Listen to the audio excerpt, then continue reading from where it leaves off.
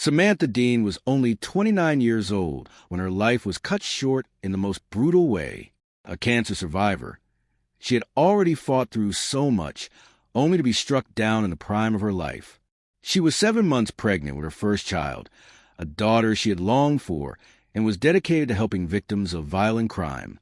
Samantha's life was one of purpose, one that brought comfort to others, especially those facing the darkest moments of their lives.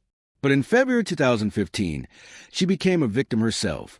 Her murder in a quiet parking lot in Bastrop, Texas, left a community shocked and heartbroken. The question everyone's asking: what led to Samantha's tragic death? Who would want to harm someone so full of promise, so dedicated to making the world a better place? If you want to know the truth behind this heartbreaking case, don't forget to like this video and subscribe. Stay with us as we uncover the details that no one saw coming. It was 2 a.m. on February 4th, 2015, when a police officer on routine patrol in Bastrop, Texas, drove through the parking lot of an empty shopping center. The area was quiet, the only sound being the hum of the officer's patrol car. As he slowly passed by, something caught his eye: an unfamiliar black Dodge Charger parked toward the back of the lot, away from the few other scattered cars. He could tell right away that the car was out of place. Curiosity piqued. He approached the vehicle and immediately saw a body inside. At first, it was unclear what had happened, but it was evident that the woman inside was deceased. The officer called in for backup, his voice calm yet urgent. He carefully examined the scene, noticing the woman's position in the car, slumped in the driver's seat, her body half out of the vehicle. He could see blood and signs of a violent altercation. It was clear now. Something terrible had happened here as more officers arrived. The crime scene was secured, and the investigation began. They quickly identified the woman as Samantha Dean, a 29-year-old woman from the area, a cancer survivor, and someone who had been deeply involved in the community. She was 7 months pregnant with her first child. Her family and friends had spoken often about how excited she was to become a mother, how her whole life had been focused on her future, her work with the police department's victim services team, and now, the arrival of her daughter. The scene itself didn't make sense. Samantha had suffered 3 gunshot wounds to the head. The brutality of the act was hard to fathom, especially considering her condition, pregnant, in the later stages of her pregnancy. Whoever had done this had shown no regard for the life she carried. It was a shocking crime, one that seemed too cold, too calculated. And as investigators began to piece together the details, they would soon realize that the scene they were looking at might not be what it seemed at first. The situation appeared to be a botched drug deal, an all-too common scenario for the area. A grocery bag full of marijuana was found in the passenger seat, and cash was scattered nearby. The items led investigators to believe that perhaps Samantha had been caught in a drug transaction gone wrong. But something wasn't right. The bag of marijuana was carefully placed in the car, but it had no blood on it, suggesting that it had been placed there after the shooting. Why leave the drugs behind if the deal had gone wrong? Why leave cash? These were questions that couldn't be ignored. There was an eerie sense that someone had tried to stage the scene, but they had miskeyed details that would soon unravel the truth. The more investigators looked at the scene, the more it became clear that the person responsible had tried to hide their tracks. The back seat of the Dodge Charger had been removed completely, and investigators found it placed outside the car, nearby. This odd, almost calculated move raised more suspicions. Why remove the back seat? What was the purpose of that? It didn't make sense, and it was starting to feel like they were dealing with a murder that had been carefully planned, not just some spur-of-the-moment crime. Inside the car, Samantha's belongings were found, but there was one detail that stood out above the rest. 2 cell phones. One was Samantha's, and the other, well, that one didn't belong to her. The second phone raised even more questions. Who did it belong to, and why was it left behind in such a crucial moment? As the officers continued their investigation, they noted how everything was too clean, too well executed in some ways. The crime scene had been staged, but whoever did it hadn't been careful enough. The inconsistencies began to mount. The absence of shell casings at the scene, the careful placement of items, and the second phone. This was no ordinary murder. This was something more, a conspiracy, a betrayal. There was a deeper story waiting to be uncovered, and Samantha, a woman known for helping victims of crime, had become the latest tragic victim in a case that would reveal just how far people would go to hide their secrets. The first critical question was clear. Who would want to kill Samantha Dean? What had she gotten herself tangled up in that led to such a brutal death? And what role did that mysterious second phone play in the story? Investigators knew they had only scratched the surface, and the answers weren't going to be easy to uncover. Samantha Dean wasn't just a name in a police report. She was someone who meant a lot to the people around her. At 29, Samantha had already lived through more than most people ever would. She had fought a courageous battle with cancer, something that most would have seen as a fight for their life. But for Samantha, it wasn't just about surviving. It was about pushing forward, about showing that nothing could break her spirit. She had been diagnosed with sarcoma, a rare and aggressive cancer, when she was only in her early 20s. Despite the pain, the treatments, and the toll cancer took on her body, Samantha kept going. She never let it stop her from doing what she loved. She went to school, earned a degree in liberal arts and public policy, and went on to work with the Kyle Police Department in their Victim Services Division. There, she found a purpose that resonated deeply with her. Her job wasn't just a career, it was her mission. She was dedicated to helping those who were hurting, offering comfort and support to victims of violent crime. Samantha was someone who would go above and beyond for anyone in need, using her experience to help others find hope in their darkest hours. But despite all of her strength and determination, her story took a turn no one could have predicted. When Samantha found out she was pregnant, she couldn't have been more thrilled. She was expecting a little girl, and she was already picking out names. Her daughter, Melina, was the light at the end of the tunnel, the joy she had longed for after the battles she had fought. Samantha had a plan. She was going to be a great mom, and she couldn't wait to start this new chapter of her life. Her excitement about motherhood was infectious. She shared every detail with her family and friends, who were equally thrilled about the news. Samantha's sister, Taylor, was particularly excited to become an aunt. Samantha had always been the rock for her family, the one everyone turned to when they needed support or a good laugh. She was always there, her strength and positivity shining through no matter the obstacles life threw her way. Her colleagues at the Kyle Police Department saw her as more than just a coworker. They admired her resilience and the heart she put into her work. Samantha wasn't just helping people in her job. She was giving them a piece of her soul, a piece of herself. Her coworkers often said they felt lucky to work alongside someone who truly cared about making a difference in the world. They knew how much she loved helping others, and they could see her future shining bright as a mother. But all of that came to a tragic end. Samantha's death shattered the hearts of everyone who knew her. Her family was devastated. How could someone who had given so much, who had such a bright future, be taken so suddenly? Her colleagues couldn't believe it. The woman who had been a beacon of hope for others was now gone, taken in the most brutal of ways. It felt wrong, like the world had lost something irreplaceable. Her family, friends, and coworkers were left to grapple with the emptiness she left behind. And yet, in the midst of their grief, they clung to the memories of who Samantha had been, her strength, her love, her warmth. Samantha had fought to live, to help others, and to build a future with her daughter.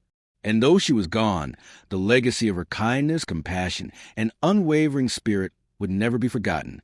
Her death, though heartbreaking, would fuel the quest for justice that would follow. As the days passed, the investigation into Samantha Dean's tragic death took shape, but it wasn't an easy path. Bastrop County investigators were faced with a scene that didn't seem to make sense, a puzzle with pieces that just didn't fit together. From the start, the crime appeared to be one of those common, tragic stories, a botched drug deal gone wrong. But as investigators dug deeper, they began to realize that things weren't as simple as they seemed. The first signs of something suspicious came when the scene was re-examined. The way the car had been left, with the back seat removed and discarded nearby, seemed off. The investigators questioned why someone would go to such lengths to stage a murder scene. It didn't fit the pattern of a random crime or a simple robbery gone wrong. Everything about the scene suggested that someone had carefully planned and executed the murder, but they had made some significant mistakes along the way. It felt as though the killers had tried to make it look like a drug deal, but the evidence they left behind raised too many red flags. the evidence began to point toward a far more calculated plan. And the more they looked, the more they began to suspect that Samantha's murder had been orchestrated by someone close to her, someone who had the means to manipulate the situation, and who might have had a personal stake in her death. Samantha's cell phone data became one of the key pieces of evidence. Investigators found that the phone had been in communication with an unfamiliar number in the hours leading up to her death. The phone's activity, including calls and text messages, led to a burner phone, a prepaid phone that had been used to communicate with Samantha and arrange a meeting at the shopping center. The burner phone was critical. It seemed to point to an individual who had gone to great lengths to cover their tracks. But it wasn't just the burner phone that raised questions. It was the connections it made, the strange exchanges that occurred in the days and weeks leading up to Samantha's death. The more investigators traced these connections, the clearer it became that this wasn't just a random act of violence. This was something much more deliberate, something that had been carefully planned as the investigation progressed. A familiar name came up again and again: Ventre Clark. Samantha's former partner and the father of her unborn child. Ventre was a key figure in her life. Their relationship had been rocky, complicated by their on-again, off-again romance, and the pregnancy had only added to the tension. Ventre had been pressuring Samantha to have an abortion, but she had refused. It was clear that he was unhappy about the pregnancy, but what investigators didn't know at the time was how far his frustration and resentment would go. Ventre Clark was a police officer with the Austin Police Department on the surface. He was a respected member of the community, someone who had served his city with pride. He had a history of commendations and had been involved in several heroic actions during his time on the force. But there was another side to him, a troubled personal life that included issues with his longtime partner, Laura, and his tumultuous relationship with Samantha. Ventre's life was marked by secrecy. It wasn't long before investigators realized that his involvement in Samantha's murder might go deeper than anyone could have imagined. When investigators began questioning Ventre, he denied any involvement in Samantha's death. He told them he had no idea who would have wanted to harm her. His story was consistent, but something about his responses didn't sit right with the detectives. He was calm, almost too calm, as though he had already processed the loss of Samantha. His demeanor, however, couldn't hide the fact that there were inconsistencies in his timeline and behavior. Ventre had told investigators that he had been home the night of the murder, but surveillance footage showed otherwise. The cameras near his home and around the area contradicted his statement. His movements were difficult to track, and investigators could see that he was trying to piece together an alibi that didn't quite hold up. But it wasn't just his movements that raised suspicion. It was the details that didn't add up in his version of events. Ventre had told the officers that he had been at the South Austin Police Department the night of the murder, but records from the station showed that he was there for only 23 minutes, an unusually short amount of time. The phone records told another story. Ventre had been in frequent contact with a burner phone in the days leading up to Samantha's death. He had been sending text messages, pressuring Samantha about the pregnancy, and even attempting to convince her to have an abortion. The deeper investigators dug, the more they uncovered about the strained and toxic nature of Samantha and Ventre's relationship. The investigators learned that Samantha had feared for her life. She had confided in friends that Ventre had been increasingly aggressive in his pursuit of ending her pregnancy. One of her journal entries described an incident where Ventre had tied her up in a car, pretending it was for sexual purposes, but Samantha believed that he may have wanted to kill her. She had also shared her concerns with others, expressing her fear that if she didn't do what Ventre wanted, her life could be at risk. But Ventre continued to deny any involvement in the murder. His responses were almost too rehearsed, as though he had anticipated the questions. He claimed he had no idea who could have hurt Samantha, and even expressed his disbelief that anyone would want to harm a pregnant woman. But as more details surfaced, it became increasingly clear that the evidence was pointing toward him. His relationship with Samantha, the pressure he had placed on her, and the way he had manipulated the situation were all leading investigators to a troubling conclusion. The question that remained was simple. How far would Ventre go to get what he wanted? Samantha had refused his demands, and the more they uncovered, the more it seemed as though he had been willing to take extreme measures to end the pregnancy and remove her from his life forever. But even as the evidence mounted, Ventre refused to break his silence. He stuck to his story, claiming innocence. Yet, every new piece of information made it harder to believe him. With the mounting pressure and the noose tightening around him, investigators knew that they were close to uncovering the truth. And as they continued to follow the trail, the answers they were seeking were within reach. As the investigation pressed on, one name kept emerging from the shadows: Ventre Clark, the father of Samantha's unborn child. Ventre was at the center of this tragedy. But his connection to Samantha wasn't just as the father of her baby. It was much more complicated than that. Their relationship had been full of turbulence from the very beginning. At first, it had seemed like any other on-again, off-again romance. But as time went on, the cracks in their connection grew wider. When Samantha found out she was pregnant, those cracks turned into an emotional chasm that neither of them could bridge. Ventre had been an Austin police officer, someone who had dedicated himself to serving his community, but his personal life was anything but stable. His relationship with Samantha had become increasingly strained, especially when she told him she was keeping the baby. Ventre had always been clear about what he wanted and what he didn't want. He didn't want the pregnancy. He didn't want a child with Samantha, and he made his feelings known repeatedly. He pressured her relentlessly to have an abortion, even though Samantha had made it clear from the beginning that she wanted to keep the baby. Text messages between Ventre and Samantha revealed the depth of the pressure he applied. He sent her messages that were both cold and manipulative, trying to convince her that keeping the child would ruin both of their lives. He didn't hold back, telling her that having the baby would be a mistake, that it would impact everything from their future to his relationship with his longtime partner, Laura. As time went on, Ventre's messages became more insistent. He couldn't accept Samantha's decision to keep the child, and he made it clear that he saw no way forward unless she terminated the pregnancy. As the months went by, the tension between them grew unbearable. Samantha was at a crossroads. She didn't want to give up on her pregnancy, especially not after everything she had fought through. Samantha's life had already been filled with so much struggle.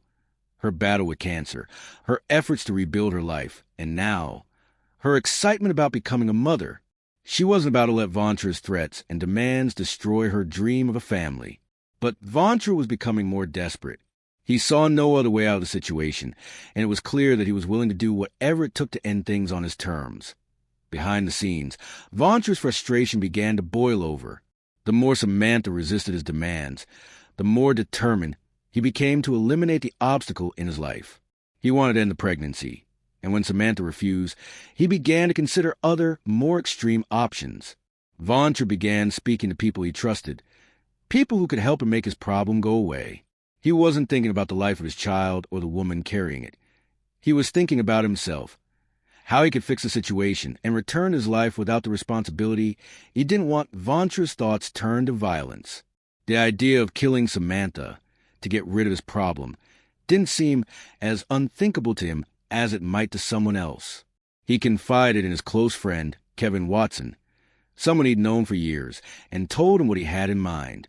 Ventre, despite his career as a police officer, had connections to a darker world, and he knew just the person to help him carry out his plan.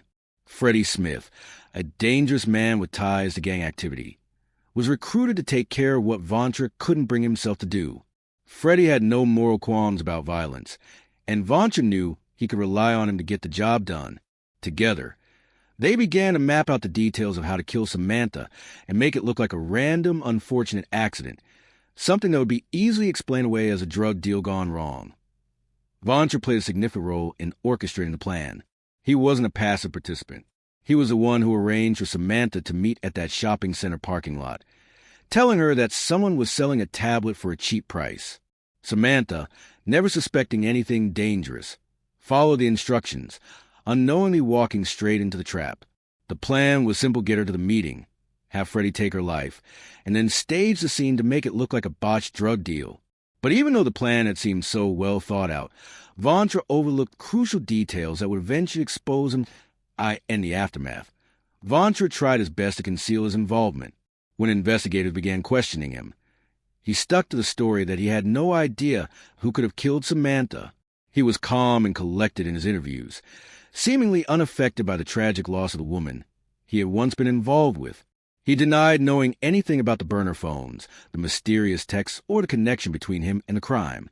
But as the investigators dug deeper, they found too many inconsistencies in his story.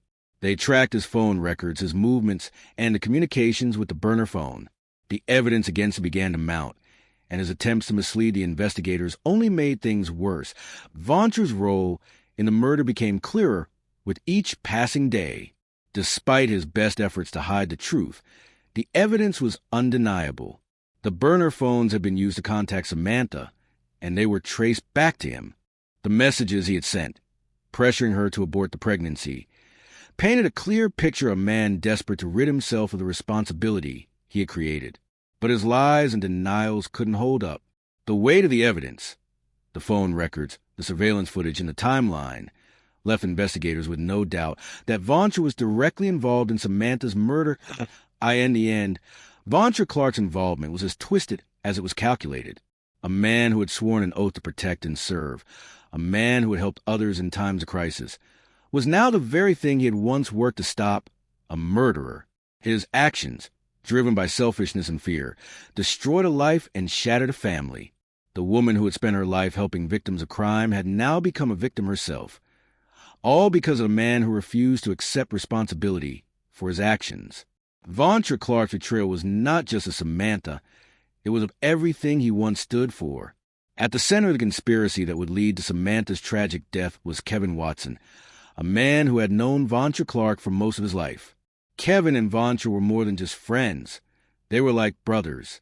Their bond, formed in childhood, had only grown stronger over the years, though it was clear that Kevin had taken a different path in life. While Ventre had pursued a career in law enforcement, Kevin had embraced a darker world. He had a criminal background, with a history of drug dealing and small-time offenses. Despite his criminal past, he and Ventre had remained close. But as their lives progressed, their friendship took a much more dangerous turn. When Ventre confided in Kevin about his problem with Samantha's pregnancy, Kevin saw an opportunity. He knew his friend was desperate, and he knew just what to do. Kevin's criminal connections gave him a means to carry out Ventre's plan. He quickly reached out to someone he trusted, Freddy Smith, a violent member of the Hoover Gangster Crips. Freddy was the kind of person who didn't hesitate when it came to doing something illegal. He had a reputation for violence, and Kevin knew he could count on him to follow through. Kevin approached Freddy with a plan. He needed him to help with something big. The idea was simple: lure Samantha to a vacant shopping center and kill her, making it look like a drug deal gone wrong. Freddy, ever the opportunist, agreed without hesitation. The plan seemed straightforward. Set up a meeting with Samantha under the guise of selling her a cheap tablet. The ruse was simple enough, and the location was remote enough to ensure that no one would witness what was about to happen on the night of February 3rd. Everything was in motion. Kevin and Freddy waited for Samantha to arrive at the shopping center. Samantha, who had no idea the danger she was walking into, had been convinced that she was going to meet someone to buy a new tablet. She drove to the designated location, trusting the message she had received. It was supposed to be just another errand, another minor transaction. What she didn't know was that this meeting would be the last thing she ever did. The plan quickly began to fall apart. When Samantha arrived, Freddy approached her car with the intention of carrying out the murder. He had the gun in his hand, but as he aimed, the gun jammed. It was a crucial moment. Freddy needed to act fast, but instead, he was thrown off course. In a panicked attempt to salvage the situation, Freddy claimed that he had forgotten the charger for tablet and told Samantha that he needed to leave for a moment and return. He left the scene briefly, but the delay only increased the tension. While Freddy worked on the gun, Kevin circled the area, waiting for the signal to return. When Freddy finally returned, he was ready to finish the job. He got into the back seat of Samantha's car and, without warning, fired 2 shots into her head. The violence of the act was over in a matter of seconds, but the aftermath would haunt them for much longer. Freddy, after carrying out the murder, handed the gun over to Kevin, who was waiting nearby. But in his panic, Kevin fired a 3rd shot. The sound echoed in the night, and the deed was done in their haste to cover their tracks. The conspirators made one mistake after another. They had planned everything in meticulous detail, but the execution was flawed. They were scrambling, try and make it look like a random shooting. But they were unprepared for the reality of what they had done. In the frenzy of trying to clean up, they left behind critical evidence. Evidence that would lead directly back to them. A burner phone, which had been used to contact Samantha, was left on the ground near the car. This was the phone that Ventre had used to communicate with her. The gun, still covered in fingerprints, was also left behind at the scene. They had been so focused on getting away without being seen that they overlooked the most important aspect of the crime, covering their tracks. As the investigators would soon discover, the phone and the gun would be crucial pieces of evidence that would ultimately point to killers. After the murder, the conspirators were in full panic mode. They knew they had made mistakes, and they knew they had to act quickly to cover them up. They removed the back seat of Samantha's car, presumably to make it harder for anyone to trace the location where she had been shot. But that didn't erase the evidence they had left behind. As the night went on, the group scattered, each trying to act normal, trying to pretend like everything was fine. Kevin drove back to Houston, trying to distance himself from the crime, while Freddy went back to his own world of gang life. The two men, despite the horror they had just committed, were more concerned with protecting themselves than with the life they had just taken. They didn't realize that by leaving behind the burner phone and the gun, they had sealed their own fate. The investigators would soon piece together connections and uncover the truth. The plan that was meant to end Samantha's life in a clean and quick manner had instead left a trail of evidence that would lead directly back to those responsible. The group's failure to cover up the crime was their greatest mistake. It was a series of missteps that would ultimately expose the conspiracy for what it was: a calculated and deliberate plan to end Samantha's life, a plan orchestrated by someone who had once been so close to her. The more the investigators uncovered, the more it became clear that the people Samantha trusted the most were the ones who betrayed her in the worst way possible. As investigators continued to dig into murder of Samantha Dean, they began to piece together a complicated web of lies, deceit, and betrayal. The trail of evidence led them to more than just the suspects. It connected the dots between people who had played pivotal roles in covering up the crime, making it clear that there was more to this than a simple act of violence. One of the key pieces of evidence that emerged in the investigation was a series of burner phones linked to Kyla Fisk, Kevin Watson's girlfriend. Kyla had been at the center of the conspiracy from the beginning, but her role was far more significant than anyone had initially realized. Kyla, who had been with Kevin during some of the key events leading up to Samantha's murder, had unknowingly become an accomplice. Investigators traced one of the burner phones to her, and the phone records showed that it had been used to contact both Kevin and Freddy in the days leading up to the murder. The evidence indicated that Kyla had been in communication with Kevin as they tried to cover their tracks, but she insisted that she had no knowledge of the plot to kill Samantha. When Kyla was brought in for questioning, she denied any involvement in the murder. Her answers were calm, almost rehearsed, but the investigators knew better. They could see the inconsistencies in her statements, the way she hesitated when asked about certain details. Despite her attempts to downplay her role, the evidence painted a very different picture. The phone records, the texts, the call logs, everything pointed to her being directly involved in conspiracy. Yet, she continued to deny knowing anything about what Kevin and Freddy had done. The more the police pressed her, the more contradictions emerged. They confronted her with the facts: the burner phone that had been traced to her, the numerous calls between her and Kevin around the time of the murder, and the suspicious activity surrounding the night of Samantha's death. At first, Kyla remained steadfast, maintaining her innocence, but the evidence was overwhelming. It was clear that she had been aware of Kevin's actions, if not fully complicit in the plot itself. However, the investigators still needed more to solidify their case as the investigation continued. The roles of Kevin Watson, Freddy Smith, and Ventre Clark became clearer. Kevin's involvement in the murder was undeniable. He had played a central role in orchestrating the plot, recruiting Freddy to do the dirty work, and driving the events that led to Samantha's death. Freddy, who had been the one to pull the trigger, was also directly linked to the crime. His actions, both before and after the murder, had been scrutinized by the police, and it was becoming increasingly difficult for him to deny his involvement. Ventre, despite his initial denials, was slowly being drawn into a web of evidence as well. His relationship with Samantha, his aggressive attempt to pressure her into having an abortion, and the phone records linking him to burner phone all point to the fact that he'd been deeply involved in planning and executing the murder. The investigation made it clear that Ventre's desire to rid himself of the pregnancy had led him to take drastic and violent measures. It was Kevin's eventual decision to strike a plea deal that finally brought the conspiracy to light. After weeks of questioning and facing the prospect of a lengthy prison sentence, Kevin agreed to cooperate with the authorities in exchange for a reduced sentence. He would testify against Ventre and Freddy, detailing the entire plan from beginning to the end. Kevin's testimony would be the key to sealing the cases against both men. The truth, once buried in secrecy, would now be exposed for all to see in court. Kevin's plea deal made it clear that he had been the mastermind behind the entire scheme. He painted a vivid picture of how he and Freddy had lured Samantha to the shopping center, how the murder had been carried out, and how they had tried to cover up the crime afterward. Kevin's testimony confirmed that Ventre had been the one to drive the entire plot forward, while Ventre denied his role, claiming that he had no idea what Kevin and Freddy had planned. The evidence in Kevin's testimony made it impossible for him to escape responsibility. Freddy's trial came next, and the evidence against him was overwhelming.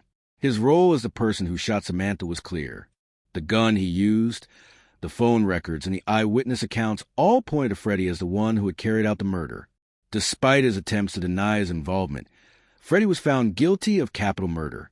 The jury deliberated for only a short time before rendering their verdict. Guilty. The sentence was harsh. Freddy Smith was sentenced to life in prison, without the possibility of parole. It was a fitting punishment for a man who had shown no remorse for his actions, a man who had taken an innocent life without hesitation. While the sentence would never bring Samantha back, it provided some measure of justice for her family and for the community that had been rocked by her death.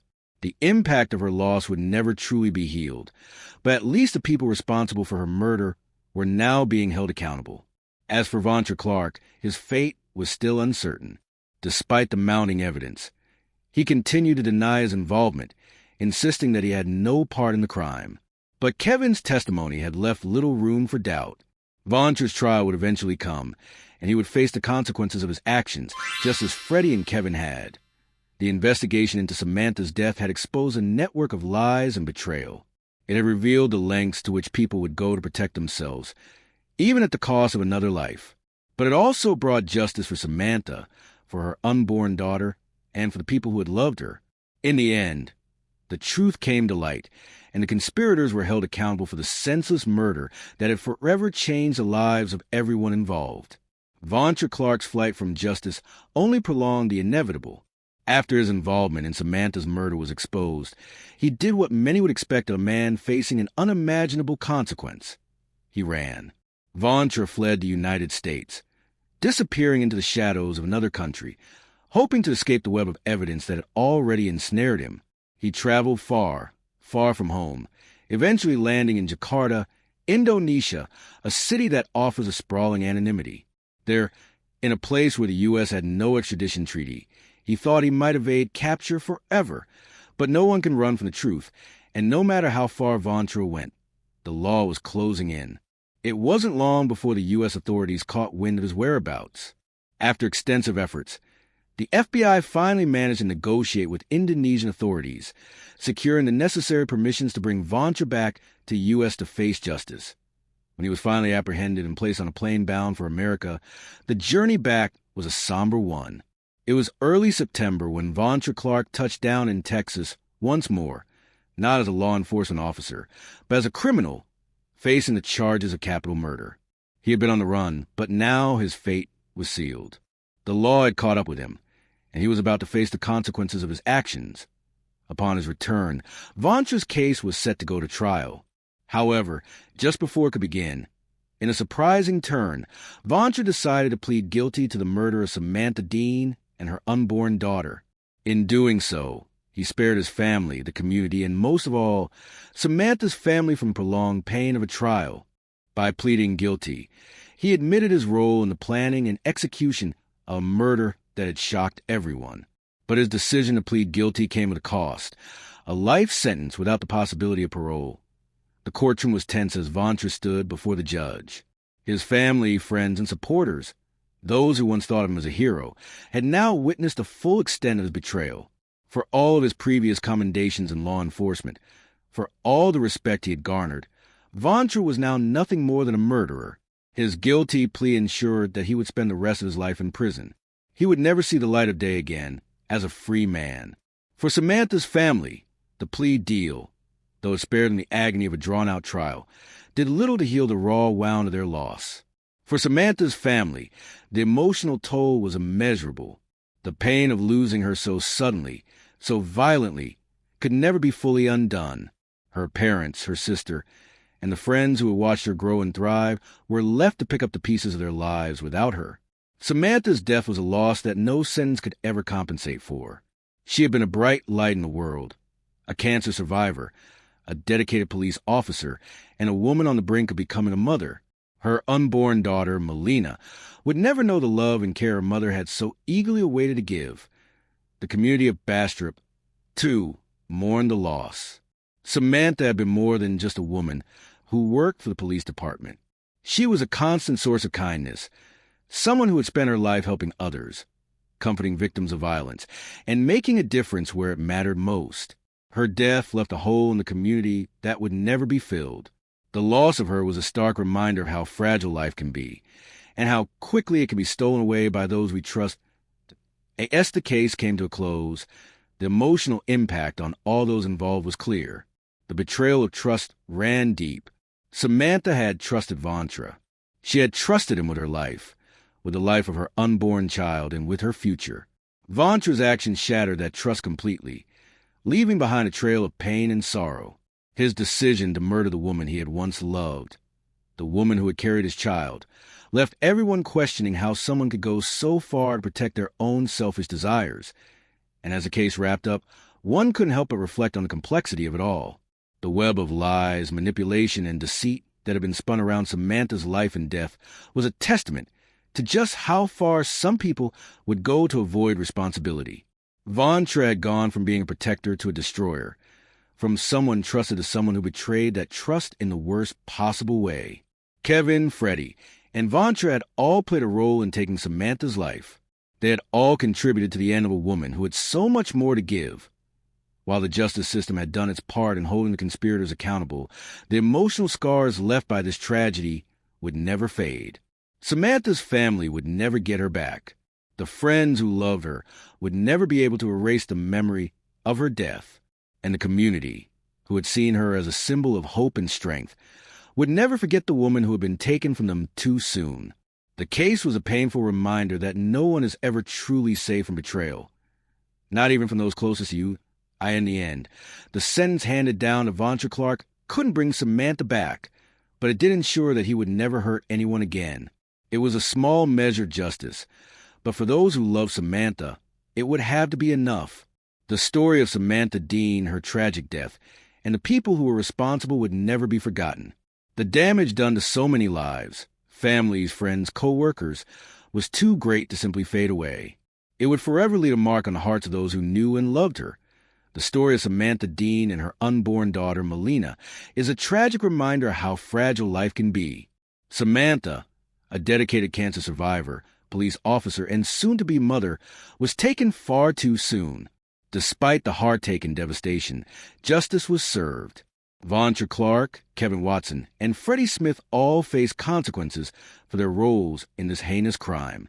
Though Ventre Clark pled guilty to capital murder, his plea couldn't bring back the vibrant woman and child who were robbed of their future. While Samantha's family may never fully heal from their loss, they can find some comfort in knowing that those responsible for the murder were held accountable. The emotional toll on her family, friends, and the community will never be erased, but at least there is a sense of closure, a resolution that Samantha and Melina did not die in vain. Their stories will continue to inspire those who knew them, and their memories will forever remain in the hearts of those who loved them. The importance of justice cannot be overstated. It provides a foundation for healing, for accountability, and for closure in the face of loss. Samantha's murder was an act of unimaginable cruelty, but the pursuit of justice ensured that her story was not forgotten. It's a reminder to all of us that, no matter the darkness surrounding us, there will always be those who fight for what is right. If you found this story meaningful, please subscribe and share this video. Your support helps us continue to bring important stories like this to light. Thank you for watching, and let's keep the memory of Samantha and Melina alive.